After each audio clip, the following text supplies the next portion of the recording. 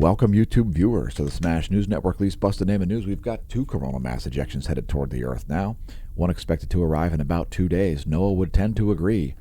And let's show some additional information here. So this is the last 24 hours.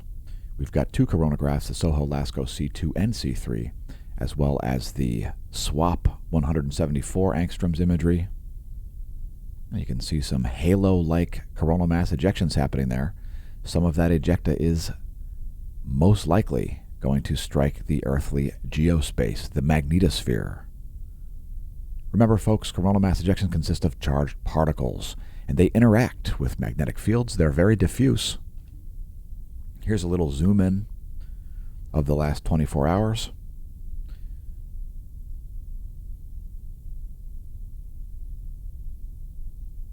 Some spectacular imagery there from the SWAP and the SOHO instrument. Lots more stuff to cover, so let's do it. Here's 131 angstroms from the GOES 16 SUVI. This is the last about 2.5 hours of data. Sunspot 3040 has gained a little complexity. The likelihood of solar flares goes up a little bit. The radio flux all the way down to 102 solar flux units. It's a diminishment of solar activity now. We've got some interesting stuff happening with the solar wind. The last few hours we've seen a large density spike and then a density drop off. And let's bring that back. As you can see, a big change there in the solar wind density primarily. Now we've got a very, very diffuse coronal. We've got a very, very diffuse solar wind density at the moment, but we've got a high speed solar wind. So we'll get to that in a minute. That's the last 4 hours of magnetohydrodynamic pressure. The Geospace Magnetosphere movie, scaled in nanopascals. There you can see that sudden change in density happening, a big drop off in the density as the earthly geospace tries to reach static equilibrium. Next we'll look at ground magnetic perturbations, and you'll see some rather significant changes happening here as well. That's Earth's magnetic moment from the ground. The previous video was Earth's magnetic moment from space. That's 4 hours of magnetic flux density at the surface level. We show it daily. The data is not accessible in archive form, at least not yet, or at least not to us. But that's what's going on the earthly level. Now, we spent most of the last 24 hours in geomagnetic unrest with a KP4. It was primarily caused by the magnetic field orientation known as the BZ component. And you see mostly negative BZ signal here throughout the day over the past 24 hours. Now, here's the huge density change we saw. We saw the solar wind density reach up to almost 60 protons per cubic centimeter, but now all the way down to barely 1 proton per cubic centimeter. So that huge change in solar wind density is what was being modeled there on the Geospace Magnetosphere movie. Solar wind speed remains elevated here at 562 kilometers per second. And since there's lots more to cover, let's blast through some more data. We are expecting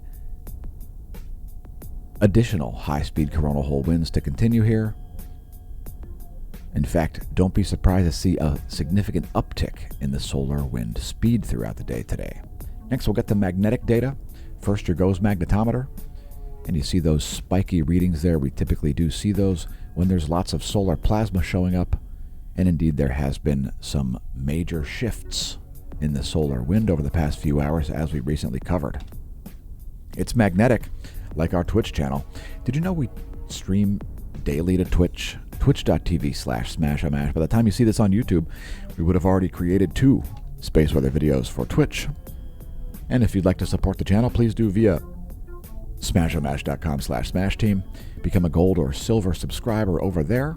Help us to compose one of the most important science papers for hundreds of years, the explanation of the mechanism underlying the solar sunspot and solar polar field reversal cycles. Thanks to our gold and silver Smash Team levels, there are also bronze level memberships available. Those are free. And if you're not seeing all of our videos on your YouTube subscription feed, head to smashamash.com/smashteam and click posts, and you will see the major releases all in one convenient link. So visit our links, such as the ones you'll find below this video and the ones on smashamash.com. Thanks to everybody who's picked up merch and visited us on social media. You can find us on Instagram. There's a permanent invite to our Discord chat. If you want to send an instant message, hit us up on Discord. We will use that in the future to do group conversations, podcasts with our audience, and so on. So welcome to the Neo-Renaissance.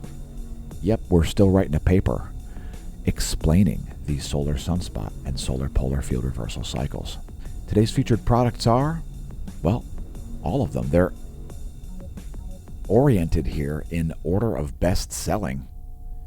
And I have one thing to say about that. We use merch sales to help run our organization. And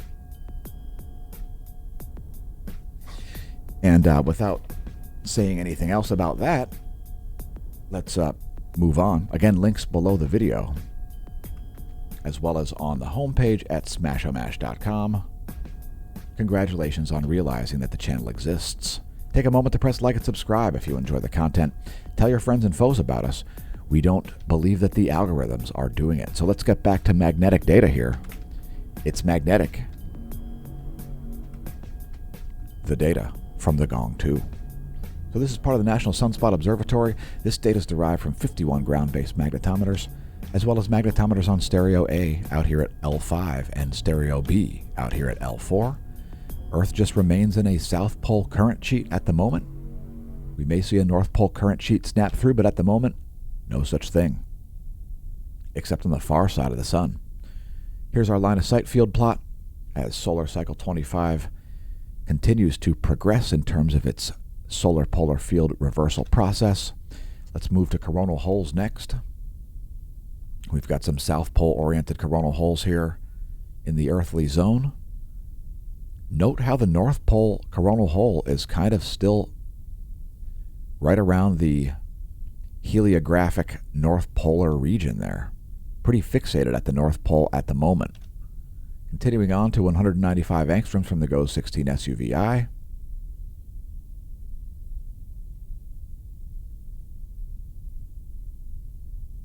That is the last 2+ hours.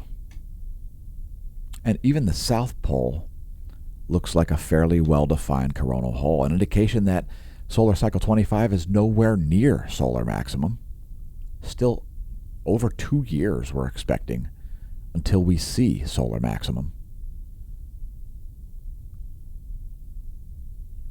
And the mechanism underlying it is pretty fascinating. Become a Gold Smash Team member if you want to read about it by reading our older posts. We just recently explained it to our Gold Smash Team members.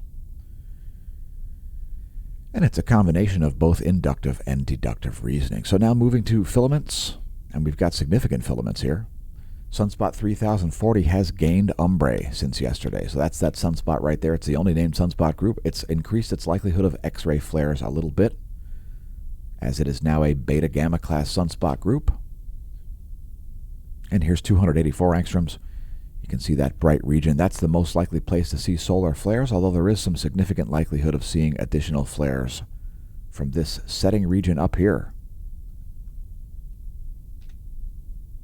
Next, our magnetogram here. This is from the El Teide, Spain National Sunspot Observatory magnetogram.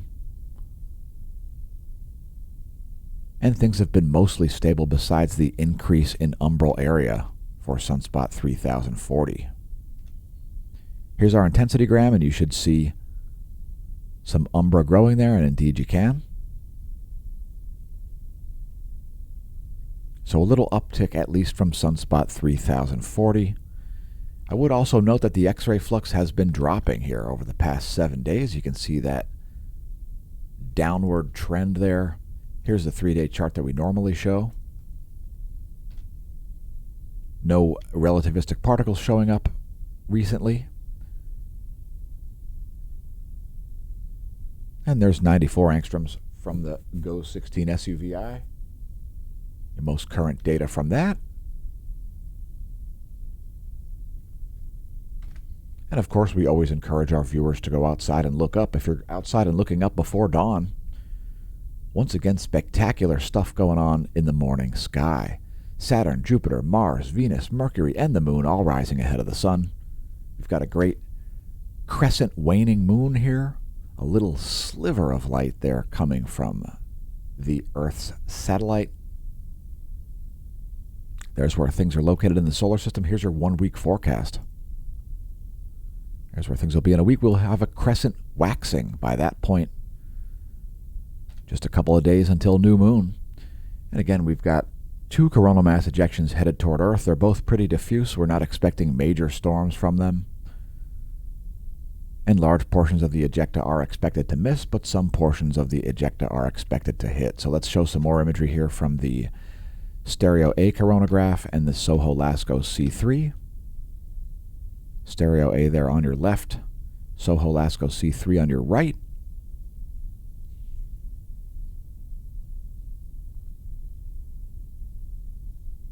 And you can see this spectacular CME, and then a second one right about here.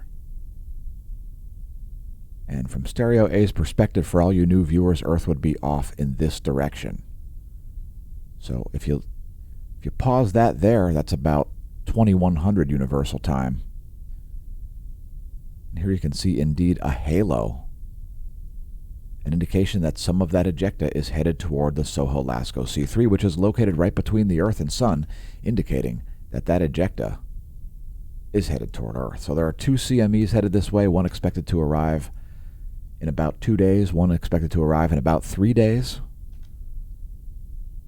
And let's close things out with the 171 angstroms view from the GOES 16 SUVI. That's ionized iron that you're looking at there. And we've got an ironclad agreement with our viewers to provide quality content and zero nonsense on the channel. So thanks for tuning in. Congratulations on realizing that our space weather content exists. We've been doing it over 5 years. And thanks for tuning into the Smash News Network, least busted name in news. Once again, don't forget to press like, subscribe, share, etc. We need your assistance getting the content onto screens, and may that solar wind be at your back.